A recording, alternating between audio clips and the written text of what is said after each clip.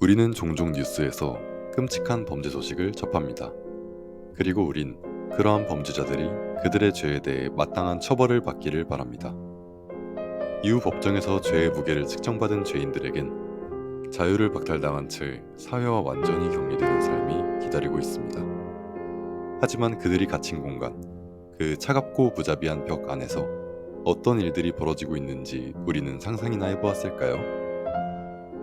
오늘 밤 우리는 미국의 가장 악명 높은 교도소인 ADX 플로렌스를 중심으로 인간의 자유를 극한까지 박탈하는 교도소의 실체와 그 속에서 벌어지는 기묘한 이야기들을 탐구해 보겠습니다.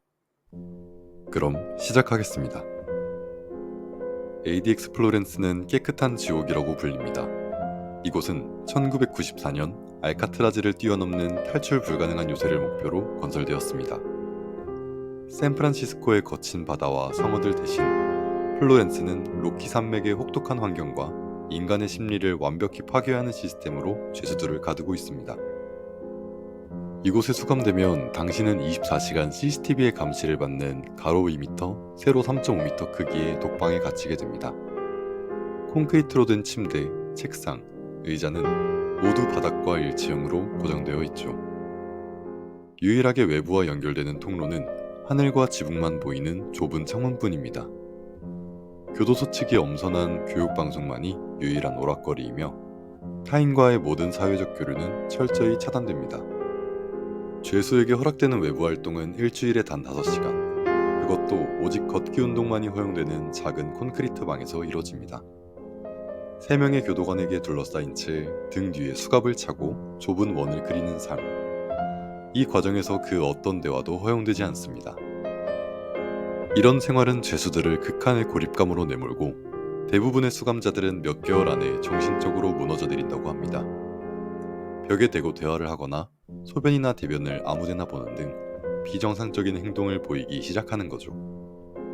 하지만 교도관들은 이를 교화의 대상이 아닌 통제의 대상으로만 바라봅니다. 심지어 전신 구속복을 입히거나 기둥에 묶어놓는 등 더욱 가혹한 처우를 가하기도 합니다. 이곳의 철저한 보안 시스템은 상상을 초월합니다.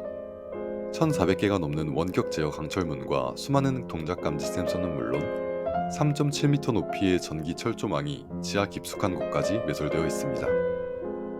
심지어 수감자가 사망할 경우 죽음을 가장한 탈옥의 가능성을 막기 위해 시체는 무조건 교도소 내에서 화장 처리됩니다. 지금까지 ADX 플로렌스에서 스스로 목숨을 끊어 탈출에 성공한 수감자는 단 8명에 불과할 정도로 이곳은 말 그대로 살아있는 지옥입니다. 하지만 이토록 완벽해 보이는 교도소에도 여전히 미스테리가 남아있습니다. 1998년 이곳에 수감되었던 연쇄살인범 토마스 피터스는 감시가 없는 틈을 타 감쪽같이 사라졌습니다.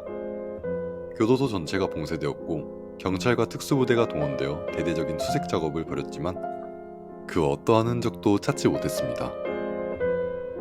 그가 남긴 것은 단 하나의 쪽지뿐이었습니다. 나는 자유를 찾았다. 너희가 알지 못하는 방법으로. 이 쪽지는 교도소의 완벽한 보안 시스템에 의문을 던졌습니다. 그는 어떻게 감시망을 뚫고 그토록 철저하게 지어진 요새를 탈출할 수 있었을까요? 일부 음모론자들은 그가 단순한 탈옥수가 아니라 교도소 내에서 은밀하게 진행되던 정신 제어 실험의 대상이었을 수도 있다고 주장합니다. ADX 플로렌스는 인간의 정신을 극한까지 몰아붙이는 실험의 장이었으며 피터스는 그 실험을 통해 초능력을 얻어 탈출했다는 것이죠. 그가 남긴 쪽지 속 너희가 알지 못하는 방법이 이를 암시한다는 겁니다. 하지만 주류학계는 이러한 가설을 터무니없다고 일축합니다.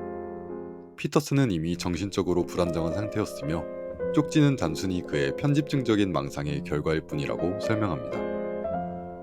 그는 교도소 내 어딘가에 숨어 있거나 아주 우연한 기회에 발견되지 않은 통로를 통해 탈출했을 것이라고 추측합니다. 그럼에도 불구하고 피터슨의 행방은 20년이 넘도록 밝혀지지 않았습니다. 그는 과연 기적적으로 탈출에 성공한 것일까요? 아니면 우리가 상상할 수 없는 어떤 존재의 도움을 받은 것일까요? 이제 편안하게 눈을 감고 상상해보세요. 당신이 정말 완벽한 감옥에 갇힌다면 어떤 기분을 느끼게 될까요? 그곳은 정말로 사회의 안전을 지키는 최후의 보루일까요? 아니면 인간의 존엄성을 파괴하는 실험실일까요? 지금까지 쿨쿨이었습니다.